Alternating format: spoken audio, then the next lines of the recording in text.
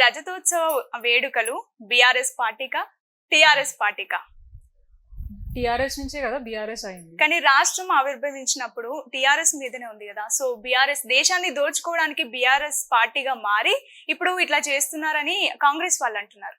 ఈ ఆరోపణలు చేయడము కాంగ్రెస్ పార్టీకి ఇదేమి అంటే ఇప్పుడు కొత్త విషయం కాదు. అవునవును. డే 1 నుంచి వాళ్ళు అన్ని ఆరోపణలు చేసుకుంటేనే టైం పాస్ చేస్తున్నారు. పబ్లిక్ మాత్రం ఎటువంటి సర్వీస్ ఇవ్వట్లేదు. సో ఇప్పుడు మీరు ఏదైతే అంటున్నారో టిఆర్ఎస్ నుంచి బీఆర్ఎస్ అన్నది పార్టీ పేరు మాత్రమే మారింది. దానికి ఉన్న ఎజెండా కానీ జెండా కానీ ఏది మారలేదు. మేము మనుషులం ఎవరం మారలేదు. ఎవరైతే ముందు నుంచి పార్టీని ముందుకు తీసుకెళ్తున్న కింది స్థాయి నాయకుల నుంచి కార్యకర్తల నుంచి పైన మా అధిష్టానం కేసీఆర్ గారి దాకా అందరం ఒకటే ఉన్నాం.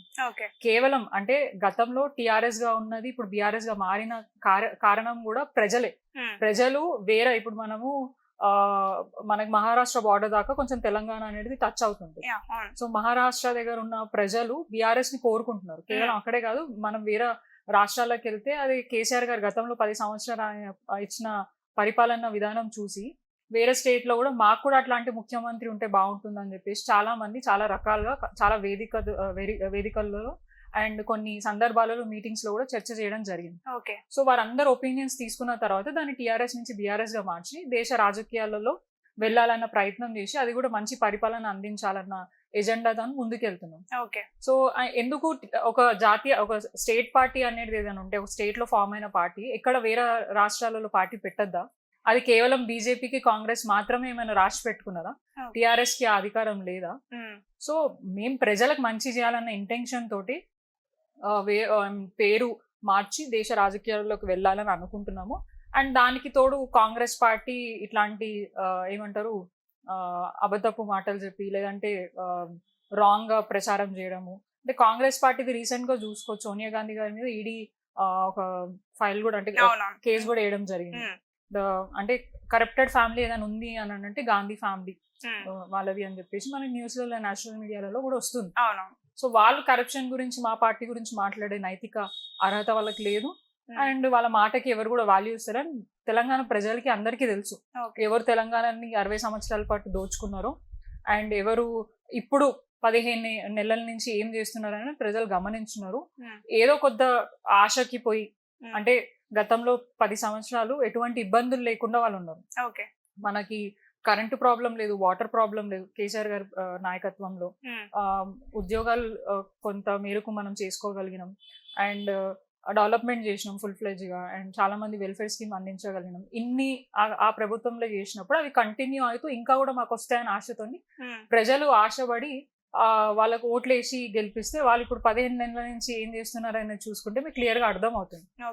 వాళ్ళకి అన్ని అబద్ధాలు మాటలు చెప్పి ప్రభుత్వం ఏర్పాటు చేసి ఇప్పుడు వాళ్ళని పట్టించుకుంటలేదు. వాళ్ళకి దేశాలు తిరగడానికి టైం ఉంది, కానీ ప్రజలకి ఎక్కడైతే ఇబ్బంది అవుతుందో అక్కడ పోవడానికి మంత్రులకు కానీ ముఖ్యమంత్రి కానీ వాళ్ళ నాయకులకు కానీ టైం దొరుకుతుంది. సో అట్లా చూసుకుంటేనే మీకు క్లియర్ గా అర్థమవుతుంది ఏం జరుగుతుంది ఏంటి అని. మీ పాలనలో ఎటువంటి ఇబ్బందులు లేకపోతే ప్రజలు మిమ్మల్ని ఎందుకు ప్రతిపక్ష హోదాలో కూర్చోబెట్టారు? అంటే ఇప్పుడు మీరు చూడండి 10 years ఫస్ట్ తెలంగాణ రావడానికి రీజన్ కేసీఆర్ గారితో పాటు ఎంతో మంది నాయకులు ఎంతో మంది ఉద్యమం చేయబట్టే వచ్చింది.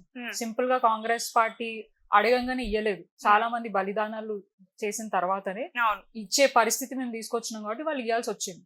ఇచ్చిన తర్వాత అది కొత్తగా ఏర్పాటైన రాష్ట్రం వచ్చిన తర్వాత 10 years అంటే ఇప్పుడు కాంగ్రెస్ పార్టీకి ఇప్పుడు కొత్తలాగా చూస్తున్నారు.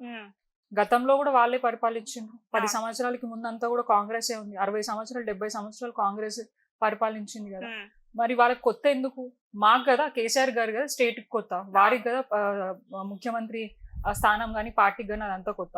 ఆ 10 years లో ఏం డెవలప్మెంట్ చేసారు ఏంటిదంటే మేం కాదు చిన్న పిల్లలు కూడా చెప్పడానికి ఉన్నారు. 10 years కేసీఆర్ గారి ప్రభుత్వంలో ఏమేమి వెల్ఫేర్ స్కీమ్స్ ఇచ్చారు, ఎక్కడెక్కడ డెవలప్మెంట్ వర్క్స్ జరిగినాయి, ఎక్కడ కలెక్టర్ ఆఫీసులు కట్టిరు, ఎక్కడ మెడికల్ కాలేజెస్ కట్టిరు, ఎక్కడ ఫ్లైఓవర్స్ కట్టినారు, ఎంత పర్యావరణాన్ని పెంచిండ్రు, ప్రతి ఒక్కటి మీరు అన్ని రంగాలలో చూసుకుంటే అన్ని రంగాలలో డెవలప్మెంట్ జరిగింది. ఉద్యోగాల గురించి మాట్లాడితే చాలా మందికి ఉద్యోగాలు కూడా ఇవ్వడం జరిగింది. నేను ఒకటి చెప్తా, చాలా మంది నిరుద్యోగులు మాట్లాడుతూ మాకు రాలే ఉద్యోగాలు అది ఇది అని అంట. ఇప్పుడు ఒక్క సీట్ కి అంటే ఒక్క పోస్ట్ కి 1000 మంది పోటీ పడితే ఎవరికైనా ఒక్కరికి వస్తుంది, అందరికీ రాదు. సో ఆ రాని వాళ్ళే నిరుత్సాహంతో ఉంటారు. వాళ్ళనే వీళ్ళు రెచ్చగొట్టి మా ప్రభుత్వం మీద అబద్ధపు మాటలు చెప్పి ప్రజలని మోసం చేసి ఇప్పుడు వచ్చారు. ప్రజలు కూడా నమ్మింది ఏంటిది, గతంలో ఎన్ని స్కీమ్స్ వచ్చినాయి, ఇంత అభివృద్ధి జరిగింది, ఇప్పుడు మనకి నీళ్ళకి బాధ లేదు, కరెంట్ కి బాధ లేదు, వెల్ఫేర్ స్కీమ్స్ ఏ ప్రభుత్వం వచ్చినా ఇవ్వాలి మనకి. ఈ రూపాయికి 2 రూపాయలు వస్తున్నప్పుడు నేను ఇక్కడ వేస్తే వస్తాయి కదా ఆశతో పోయినరు తప్ప మా మీద వ్యతిరేకత ఎక్కువతో కాదు, అండ్ మేమంటే ఇష్టం లేక కాదు. సో అది క్లియర్ గా తెలుసు. ఇప్పుడు ఎందుకు అంటే 15 నెలల నుంచి కాంగ్రెస్ ప్రభుత్వం ఉంది కదా, మంచి చేస్తున్నామని ప్రతి ఒక్క వేదికలో చెప్తున్నారు, మీడియాలో చెప్తున్నారు, అండ్ పబ్లిసిటీ లో భాగంగా పేపర్ యాడ్స్ ఇస్తున్నారు, ఎక్కడికక్కడ అన్ని చేస్తున్నారు. కానీ ఎందుకు ప్రజలు వాళ్ళని తిడుతున్నారు? కేసీఆర్ కావాలని ఎందుకు కోరుకుంటున్నారు? అదే అంటున్నా, మంచి పరిపాలన ఒకవేళ మేము అందించకపోయి ఉంటే మమ్మల్ని కూడా కోరుకునే వాళ్ళు కాదు కదా. రేవంత్ రెడ్డిని ఎందుకు తీరుతున్నారు, కేసీఆర్ గారిని కావాలని ఎందుకు కోరుతున్నారు? అక్కడే మీకు డిఫరెన్స్ తెలియాలి. మేము ఏం చేసినాము, వీళ్ళు ఇప్పుడు ఏం చేస్తున్నారు అని చెప్పేసి. 15 నెలలు అయింది, ఇప్పుడు దాకా కూడా వాళ్ళు అంటే అప్పులైన రాష్ట్రం అప్పుల పాలైందని అంటున్నారు. నేను ఏమంటున్నా, ఏ రాష్ట్రంలో అప్పులు ఉంటాయి, అప్పులు లేని రాష్ట్రం ఏదైనా ఒకటి చూపించండి. పెద్ద పెద్ద కంట్రీలు, యుఎస్ మనకంటే ముందున్న కంట్రీలు కూడా వాళ్ళ దగ్గర అప్పులు అనేటివి ఉంటాయి ఎక్కడైనా. ఇది ఇప్పుడు మనకు కొత్తగా ఏర్పాటైన రాష్ట్రం తెలంగాణ, మనకు కొత్తగా 10 సంవత్సరాలు ఏర్పాటైంది కాబట్టి దాన్ని ఎట్లా రెవెన్యూని ఎట్లా జనరేట్ చేయాలా, దాన్ని ఎక్కడ పెట్టాలా ఏంటి అనేది పూర్తి స్థాయిగా ఆయన అవగాహన ఉంది కాబట్టి ఆయన 10 years అప్పులైనా కూడా ప్రజలకు ఎటువంటి ఇబ్బంది కానివ్వలేదు. ఇప్పుడు 15 నెలల పాటు అప్పు చేసిండ్రు అని చెప్పి వాళ్ళు మాట్లాడతారు. అది ఎంత చేసిరు? 10 ఏళ్లలో 1,00,000 కోట్ల అప్పు చేసిను అన్నాడు. మరి ఏడాదికి నువ్వు 1,00,000 కోట్ల అప్పు చేసినావు కదా, చేసి ఏడబెట్టిను, ఏం చేస్తున్నావు, ఏడ ఫ్లైఓవర్లు కట్టినావు, ఏడ డెవలప్మెంట్ చేసినావు, ఏడ వెల్ఫేర్ స్కీమ్స్ ఇచ్చినావు, అవన్నీ చూపియాలి కదా. మేమైతే చూపిస్తాం డెఫినెట్ గా. మేము కూడా అవసరం లేదు, మా లీడర్స్ కూడా అవసరం లేదు. చిన్నపిల్లలు, అసలు పార్టీకి సంబంధం లేని వ్యక్తులు కూడా చెప్తారు ఏం జరిగింది ఏంటి అని చెప్పి. సో వీళ్ళు మాట్లాడే మాటలకి మేము సమాధానం చెప్పాల్సిన అవసరం లేదు.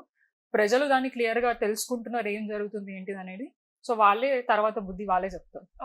10 ఏళ్ళు మిమ్మల్ని అధికార పక్షంలో కూర్చోబెట్టిన ప్రజలు తర్వాత ప్రతిపక్షంలోకి కూర్చోబెట్టారు.